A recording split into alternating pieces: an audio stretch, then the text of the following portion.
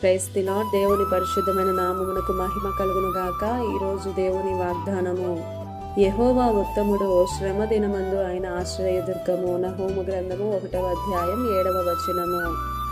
ఈ ఉదయకాల సమయంలో దేవాది దేవుడే మనందరితో మాట్లాడుతున్నాడు. శ్రమ దినమందు ఆయన ఆశ్రయదుర్గము, ఆయన యందు నమ్మిక ఉంచువాని ఆయన ఖచ్చితంగా ఎరుగుతాడు అని.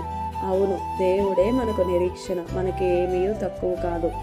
సింహపు పిల్లలు ఆకలిగా ఉంటాయేమో కానీ మనం నమ్మినటువంటి దేవుడు యూదా గోత్రపు సింహం, ఏ మేలు పొదువై ఉండదు. ఎందుకంటే శ్రమ కలిగినప్పుడు కృంగిపోతాం, నిరుత్సాహం చెందుతాం, ఒంటరిగా ఏమి చేయాలో అర్థం కాని పరిస్థితుల్లో దేవుడే కదా మన ఆశ్రయం, దేవుడే కదా మనకు ధైర్యం.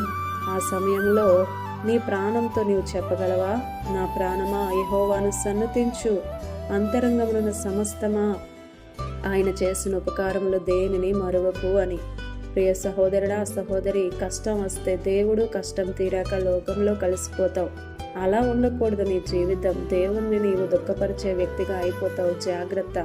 దేవుడు గొప్పవాడు. ఈ రోజుకి నీవు నీచుడవైనా, పరమ దరిద్రుడవైనా, అర్హతే లేకున్నా, తన కృపను నీకు ధారాళంగా దయచేసి నడిపిస్తున్నా సరే దేవుని నిర్లక్ష్యం చేస్తున్నావంటే నీకన్నా భ్రష్టుడు ఎవరు లేరు.